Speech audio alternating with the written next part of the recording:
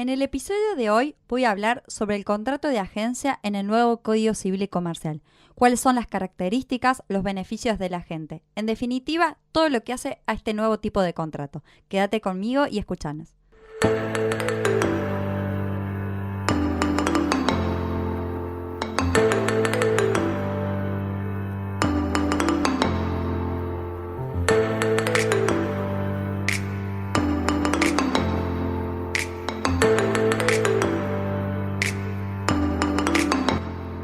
Buenas tardes, buenas noches, buenos días. ¿Cómo estás, Gon?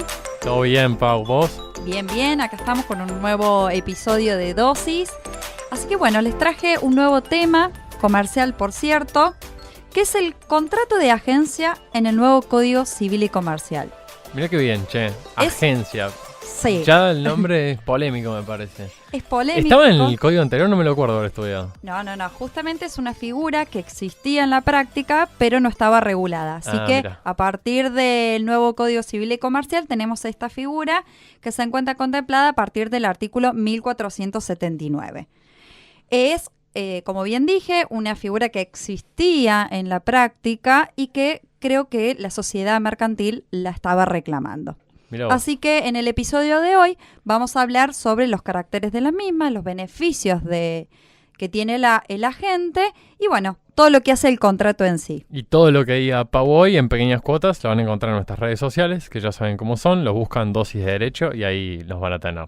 Así que, y justamente con una breve minuta reseña del episodio de hoy. Este contrato de agencia, como bien dijiste, Gon, es bastante polémico. A ver, para mí me pareció polémico el nombre, no sé si el contrato. Vamos a ver primero el artículo 1479 que nos brinda la definición de este contrato. Establece el mismo que existe contrato de agencia cuando una parte, que es denominada agente, hasta ahí venimos bien, se obliga a promover negocios por cuenta de otra, denominada preponente o empresario, de manera estable, continuada e independiente, pero sin que medie relación laboral alguna. Sí, ya me está picando las ganas de decirte que es un contrato de trabajo eso. No, pero sí obviamente mediante una retribución. Ok. El agente es un intermediario independiente. Reitero, no es una relación laboral. Y no asume el riesgo de las operaciones, ni tampoco representa este preponente. Me quiero detener en la palabra preponente. ¿Dice preponente el código? Sí, dice expresamente preponente. Quiero aclarar que en realidad la palabra preponente que se utiliza en el Código Civil y Comercial no se encuentra registrada ni siquiera en el diccionario de la RAE. En realidad lo que debería haber dicho es proponente, no preponente. Es el famoso error de tipeo. Claro. Tal como lo menciona los siguientes artículos, inclusive el artículo 1481 que luego vamos a tratar, y la jurisprudencia en la materia. Traje un fallo que que va a estar mencionado en nuestra página, que es justamente de la sala comercial anterior a la vigencia del nuevo Código Civil y Comercial, pero que ya hablaba de la palabra proponente y no preponente. Es decir, tenemos una parte, el agente, que es aquel que promueve negocios, este intermediario independiente, y por el otro lado, el proponente, preponente entre paréntesis, empresario. Vamos a dar un ejemplo, porque uno, si bien la definición decimos, bueno, ¿y en los hechos cómo podemos ejemplificarlo? Claro. Tenemos, por ejemplo, una fábrica X que solamente vende zapatillas en la ciudad de Buenos Aires. Y tiene el deseo de vender en otro lado. Gon, te pido por favor que me digas un lugar. Córdoba, por ejemplo. Exactamente. Y celebra un contrato de agencia por escrito. Luego voy a decir que uno de los requisitos de este contrato es que sea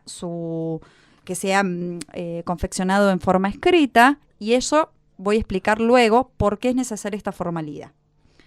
Es decir, tenemos una fábrica de zapatillas que decide vender en otro Que lugar. está localizada en una jurisdicción y quiere vender en otra. Quiere vender en otra, exactamente. Quiere Entonces, ampliar su mercado. celebra un contrato de agencia para que este agente promueva negocios, pero no por cuenta, digamos, propia, sino por cuenta del Ajena, empresario. claro. Es independiente y, reitero, no es una relación laboral. Se asemeja, uno en principio podría decir que fuese un viajante de comercio. Bueno, yo te iba a preguntar cuál era la diferencia con el viajante antes Y esperar que avanzaras un poquito más, porque me suena bastante un viajante. Claro, un viajante vemos que tiene una relación laboral más allá de que está regida por otra normativa Sí, tiene un estatuto específica, especial. un estatuto Ya especial. vamos a hacer un episodio de viajante de comercio. Sí, súper interesante porque tiene algunas características particulares, pero justamente acá es un intermediario comercial independiente que realiza su promoción, su actividad a cambio de una retribución. Bien. Y esa, digamos, esa promoción de negocios debe ser estable, continuada e independiente. ¿Cuáles son los caracteres de este contrato que, si bien estuvimos desglosando el concepto a partir del artículo 1479, vamos a dejarlos bien claros? En primer lugar, es la promoción de negocios. El agente no concluye las ventas, no representa al empresario. Ahí está. Esa es la diferencia con el viajante de comercio. Exacto. Que no concluye la venta. No concluye, no representa, sino que solamente promueve. Promueve, es un promotor. Promotor, que también quiero aclarar que en principio, si bien se regula como contrato de agencia, podría ser más adecuada la terminología de contrato de promoción de negocios, porque tal vez la palabra agencia se asimila a una proyección de casa matriz, administración en sí, que justamente no es la característica principal del contrato, Claro. es una promoción. De hecho, vos me decís a mi agencia y no se me ocurre esto que vos me estás contando, que de lo que se trata el contrato de agencia. Tal ¿no? vez se De confunde promoción, con la bueno. palabra agente, pero podría también como ponerse al debate si la terminología utilizada es la correcta o no. Bien. Otra de las características es que es estable y continuada. Es un contrato de duración. Vamos a ver luego que se entiende en principio celebrado por tiempo indeterminado, salvo pacto en contrario. Sé que ahí tal vez, yo que te tengo cerca, una mirada de por tiempo indeterminado uno inconscientemente suena laboral. relaciona con un Sí. contrato. Y suena laboral. Pero es también por una protección del propio agente en su carácter, digamos, de intermediario. Por un tema comercial se exige esa estabilidad y continuidad. Otra de las características es, como bien dije, que es independiente. No hay ningún tipo de subordinación, ni técnica, ni jurídica, y económica, y agrego institucional, para aquellos que escucharon el capítulo de laboral versus comercial, que Salió el mes vimos. pasado. Exactamente. Así que no te lo pierdas también. Si no lo escuchaste, vale la pena Sí, para poder complementar Y los para conocimientos. contrastar, claro, lo que estamos viendo ahora. Exactamente. Justo. Así que esto es un carácter muy importante, como así también la unilateralidad, porque obviamente estos negocios son promovidos por cuenta ajena, no propia. Claro, sí. Que es también diferencia con lo que es el contrato de concesión. Recordemos que otra diferencia es que el contrato de concesión no se exige la forma escrita, acá expresamente el contrato de agencia es por escrito. Pero la forma es ad solemnitatem o ad probationem. Probationem, justamente porque lo exige expresamente el artículo 1479, que el contrato deberá ser por escrito. Y esto tiene una lógica de por qué es por escrito, que guarda relación con los beneficios, se podría decir beneficios, que tiene la gente. Anteriormente era sujeto de abusos por parte del empresario, porque ¿qué era muy común? Que no tuviera algún tipo de seguridad, de exclusividad ese agente. Entonces lo que el empresario podía hacer era contratar con 20.500 agentes sin ningún tipo de exclusividad ni de seguridad respecto de su promoción y su actividad. Claro, cómo la realizaban, por ahí los dejaba colgados, se me ocurre. Claro, o no podían cobrar esa comisión, esa retribución que el propio código Ahora actual le establece. y además cómo se devenga esa comisión. No, y sabes que estoy pensando, Pau, esto Sí. de que el artículo no diga que la forma es escrita bajo pena de nulidad, lo que hace, al tener que establecer la forma para la prueba, es que si de repente no tenés un contrato escrito, no lo puedas probar, te expongas a que te hagan un reclamo laboral. O sea, Exactamente. Que la gente se considere que es empleado tuyo y como vos o ustedes, en el caso de que hayan sido los dos, no concertaron el contrato en forma escrita, el agente puede aprovechar esa falencia para decir que era otro tipo de vínculo. Ujú. Y por otra parte, lo que es el agente, la posibilidad de dejar establecida la comisión que ha de cobrar. Claro, es muy ¿Por qué? importante eso. Claro, y en la forma escrita, justamente como veníamos hablando, se establece la exclusividad a favor del agente.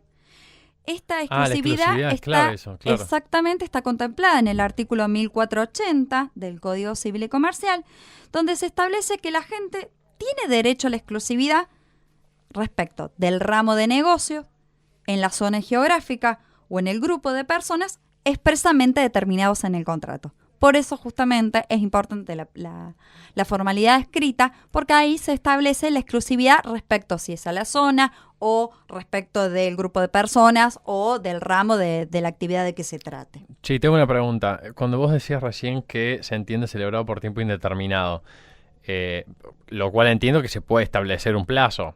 Sí. ¿Hay un plazo mínimo? No. No, se entiende que es celebrado salvo pacto en contrario. Lo que sí tiene de novedoso, en cierta manera, este tipo de contrato es la obligación de preavisar. El caso de una rescisión.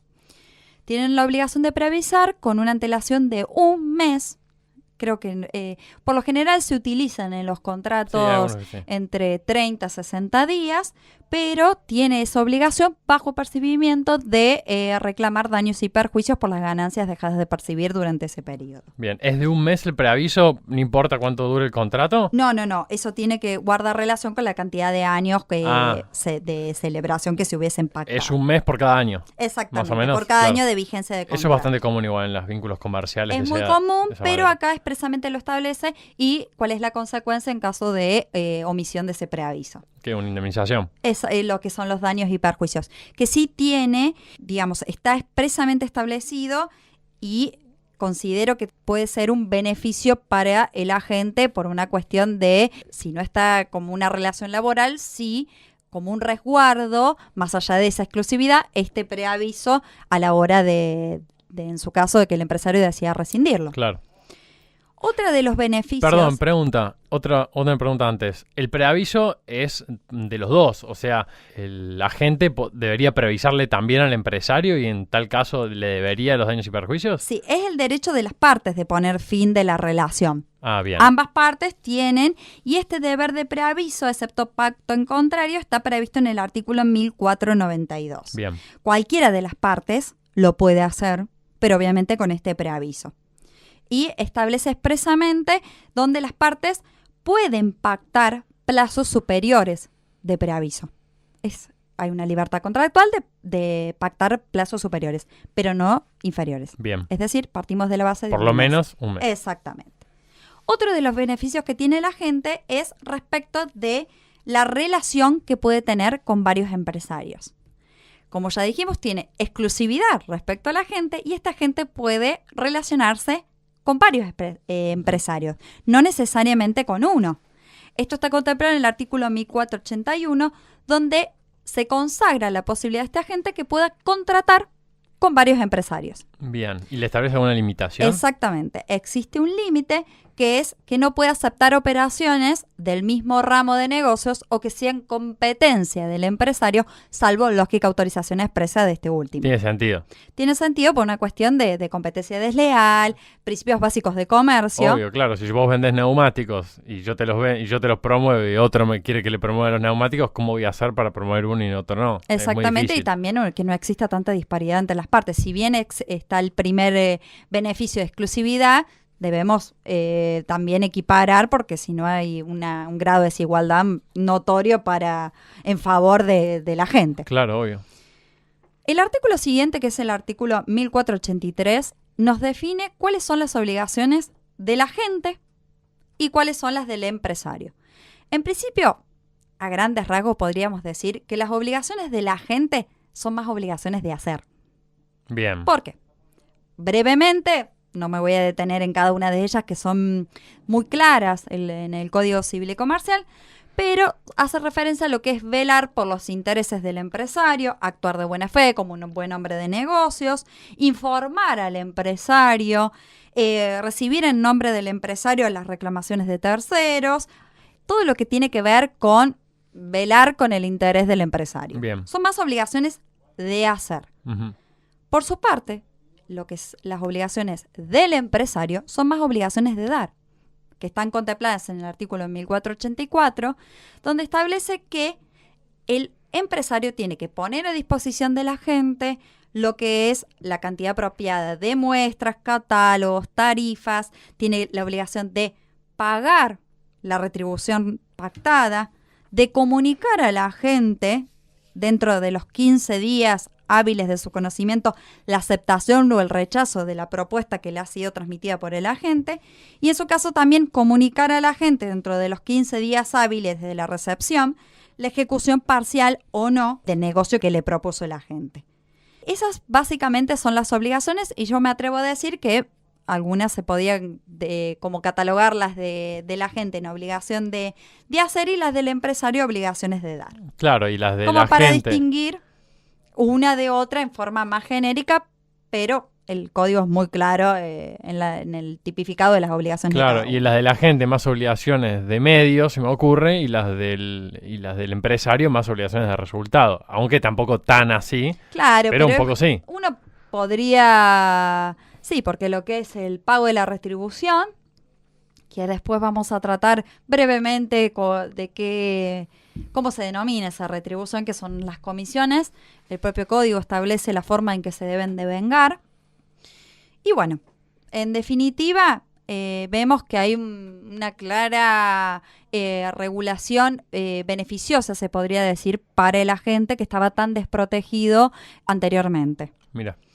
Inclusive, otro de los beneficios que están expresamente regulados a partir del artículo 1497 a favor de la gente es la compensación por clientela, que se reconoce este derecho adicional a la gente, que consiste en una compensación por la clientela generada del empresario, en el supuesto de terminación del contrato y si la labor del agente le ha generado un incremento significativo en el giro, obviamente, de sus operaciones. Qué cerquita que le pasa al viajante de comer. Le Qué pasa cerquita muy que cerca, le pasa. pero, reitero, es independiente. No hay ningún tipo de subordinación.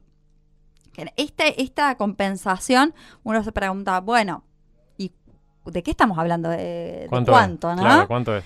Si no lo fijan las partes, se fija judicialmente, pero tiene un límite que es el equivalente a un año de remuneración, de retribución. Ojo, ¿cómo te traicionó? Retribución, comisión en realidad, que es lógico también para que no exista un abuso por parte de la gente. Pero es otro de los beneficios que se le concede a esta parte. Como bien dije, la gente no es representante del empresario, pero tiene, como toda regla, excepciones que básicamente el artículo 1485 contempla cuando estamos hablando de representación por parte de la gente. En el caso de que fuese pacto en contrario, en el caso de cobranzas con algún tipo de poder especial, si uno lo baja en la práctica tiene sentido, aunque tal vez como colocamos en un gris la figura del promotor de negocios. Porque si uno ya tiene un poder especial, con la posibilidad de cobranza, la posibilidad de hacer alguna quita, o espera, obviamente con facultad expresa, deja de ser tan promotor de negocios, sí, ¿no? Sí. Empieza a estar más adentro de la relación comercial que afuera. Claro, pero bueno, el código lo contempla, y la verdad que es objeto de varias críticas a este tipo de contrato. Era necesario, pero no obstante ello, tal vez la terminología utilizada claro, es... los límites con los que se reguló. Exactamente.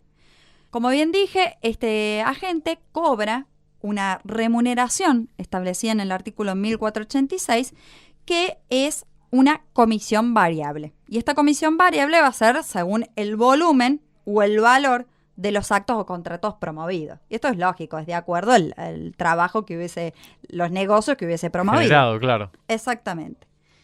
A ver, hago una pregunta en voz alta, a ver qué se te ocurre. ¿Los gastos en que incurrió este agente, quién los afronta? El agente, sí, es independiente. Exactamente. Muy claro. Y sí, si fuese dependiente, no. Pero a lo mejor uno se podría cuestionar si también estoy hablando por comisiones y estoy haciendo por cuenta ajena, ¿por qué yo debo afrontar gastos? Pero no, expresamente el artículo 1490 establece que los gastos son a cargo del propio agente. Claro. No tiene derecho a repetición ni a reembolso de ese tipo más allá de que guarde los comprobantes, lo que fuese, son a cargo del propio agente. Salvo pacto en contrario, obviamente. Si las partes se quieren poner de acuerdo que se la van a pagar, se la pagan. Pero O mitad por y mitad, regla, qué sé yo. no, y dudo mucho que un empresario, ya la palabra empresario, largue y afronte. Largue más de lo que tiene que largar. Sí, largue claro. o afronte ese tipo de gasto, y más si el código lo avala. ¿Cuándo creemos que este tipo de contrato puede culminar?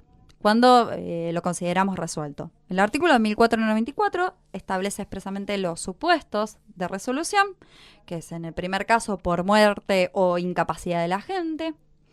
El segundo inciso por disolución de la persona jurídica que celebre el contrato, que no deriva lógicamente de fusión o escisión.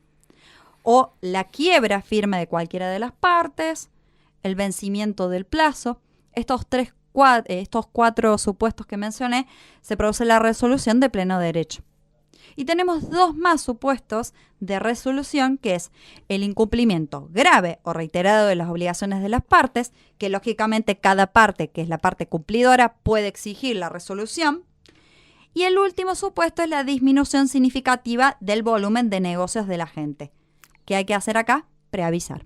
Bien. Acá, lógicamente, no es de pleno derecho, sino que tiene que cumplir con el preaviso del mes que estuvimos hablando, si no, va a tener que afrontar esos daños y perjuicios por las ganancias que ha dejado de percibir. Ahí hay un lindo concepto jurídico indeterminado, o sea, la disminución significativa de qué es Sí, significativo. Exactamente. ¿No? Es bastante amplio, creo que es también una parte más de contabilidad. Una de las obligaciones de la gente es dejar asentada la contabilidad. Pero bueno, es un tema puramente comercial y también es bastante subjetivo. Claro, Me parece obvio, como que se determina como significativo. Veamos cuáles son los casos que están excluidos. Yo primeramente, cuando trato el tema, reitero, al tener cercano lo que es una compañía de seguros, se me venía un agente institutorio, un agente, ¿por qué no de seguros? Están expresamente excluidos los agentes de seguros. ¿Cuáles son los casos que se encuentran excluidos? Son los contemplados en el artículo 1501. ¿Qué son? Los agentes de bolsa y mercados de valores.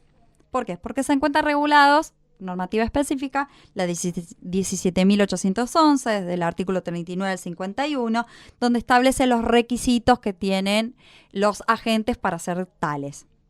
Al igual que los agentes marítimos y aeronáuticos, en el caso del Código Aduanero en el artículo 1, es decir, están regulados por normativa específica. Bien. También los que son justamente regulados por leyes especiales, como las agencias de viaje y agencias de lotería. Por eso cuando yo di el ejemplo, di de zapatillas o de fábrica de toallas, y no justamente el de seguro, aunque primeramente reconozco que fue lo que se me vino a la cabeza. Claro, pasa que como es un contrato, tiene una terminología extraña. Es casi como decir, bueno, este contrato de agencia se aplica a todo o a algunas actividades que no tienen nada que ver con lo que a vos se te ocurre cuando pensás en una agencia. Ni un agente de bolsa, ni un agente de viajes, ni un agente de seguros, ni un agente de turismo, ni nada que... Ni marítimo ni Ni aeronáutico. marítimo ni aeronáutico. Expresamente Nada de eso. atenti para uno que tiene que asesorar. El artículo 1501 contempla los casos que están excluidos de esta regulación. Bien. Y por último, el artículo 1500 establece que el concepto, además, que refuerza la idea de independencia, es la subagencia. ¿Qué pasa con aquellas personas que la gente se vale para poder promover estos negocios? Claro. Establece que la subagencia, en el artículo 1500, que la gente no puede, excepto consentimiento expreso del empresario, instituir subagentes. Porque si no, él va a ser responsable solidariamente. Bien. Tiene su lógica. Me parece que no es disparatado porque no tiene vínculo directo con el empresario. No, y no. Así que, siendo una persona independiente, quien va a tener el vínculo es directamente el empresario con el agente, vínculo, reitero, comercial, y no con el subagente. Pero expresamente el artículo 1500 contempla que no, excepto consentimiento expreso. Me parece que el contrato de agencia, en definitiva, es un contrato que era reclamado por la sociedad mercantil. Necesitamos, más que nada por los abusos que vivían los agentes en cuanto a la falta de exclusividad, esta falta de compensación por la clientela y el tema de la posibilidad de relacionarse con otros empresarios. Pero me atrevo a decir, a criticar en principio la terminología utilizada en nuestro Código Civil y Comercial. Además está decir la palabra preponente, que bueno, uno tal vez la pueda utilizar, pero aconsejo mejor proponente o directamente empresario, claro, que el propio código lo establece, pero es sujeto a críticas y algunas lagunas, como vemos, en donde, bueno, es un tema a tratar, no existe tanta jurisprudencia al respecto, sí existe anteriormente por algunas cuestiones de que existía el agente en sí. Obvio. Pero no hay fallos más que nada con lo que se respecta a la exclusividad, si está pactada. No hay tantos temas de discusión, más que nada el tema de las comisiones, que es un tema más comercial. Vos sabés que te escuchaba y se me venía a la cabeza que yo atendí a una empresa de cosméticos durante un año y pico, que mirá lo que hacían, para no tener muchos viajantes de comercio, ¿sí?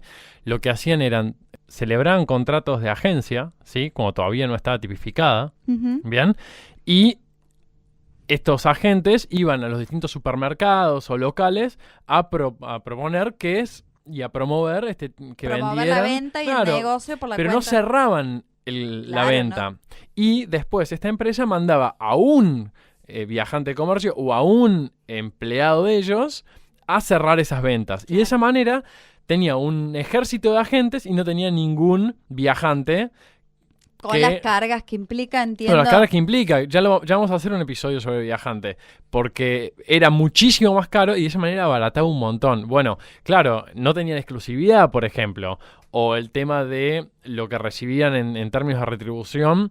No tenían posibilidad de pactarlo, la forma. Este beneficio también de relacionarse con otro empresario. Porque en principio quien se relacionaba con un empresario era como con ese y me quedo con ese y nada más. Claro. Entonces acá se abrió un abanico en defensa de la gente y obviamente al estar tipificado es como una seguridad también para ambas partes. Me parece, digamos, novedosa la implementación de este contrato, pero bueno, tenemos que estar atentos a la hora de implementarlo y a la hora de asesorar si se encuentra realmente encuadrado en este tipo de contrato la situación que vamos a tratar. Claro, obvio. Porque le pega cerca a un contrato de trabajo, cerca a un contrato de viajante de comercio. Uno se le viene, en principio, un gestor de negocios, se le viene un comisionista, se le viene un mandatario. Son contratos que es tan delgada la línea que se puede prestar a confusión. Si uno toma la literalidad de la ley, es claro en principio, pero siempre en las prácticas vemos que los grises. Pero bueno, es un contrato que es relativamente novedoso en lo que es tipificación, pero existe hace tiempo y me pareció necesario que todo comercialista lo tenga que saber y desde mi lugar de comercialista aportar algún tipo de crítica o adicional que les pueda ser útil para el ejercicio de la profesión o para aquellos que están próximos a hacerlo. Me encantó este contrato y creo que también para los laboralistas nos va a venir un montón, me va a venir bien un montón esto que trajiste hoy. Todo lo que hablamos hoy vamos a subir a la página que es www.dosisdederecho.wordpress.com y en pequeñas dosis en redes sociales nos buscan como Dosis de Derecho, lo comparten con sus amigos y nos escriben lo que quieran. Cualquier consulta, crítica, comentario, propuesta de nuevos temas son bienvenidos como siempre. Obvio. Y bueno, espero la próxima traer algún otro tipo de contrato comercial o ya abocarnos a lo que es la parte societaria. ¿Nos vas a mandar lo que va a venir en el próximo episodio o te lo vas a guardar hoy? Esta vez voy a tratar de controlar la ansiedad, pero como este contrato de agencia fue sorpresa también, que no lo dije en el episodio anterior, me lo guardo para mí y después lo compartimos la próxima. Dale, genial. Bueno, espero que les haya gustado y me gustó mucho. Bueno, me alegro y los espero la próxima. Dale, bárbaro. Hasta la vista. Chao.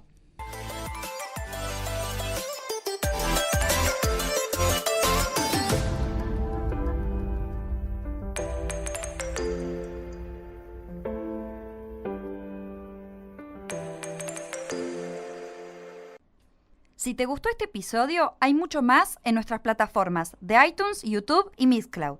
Recordá que podés seguirnos en Facebook, Twitter, Instagram y LinkedIn como Dosis de Derecho para no perderte nada. Y suscribirte en nuestra página www.dosisdederecho.wordpress.com. Si te resultó útil, no dejes de calificarlo y compartirlo con tus colegas y amigos.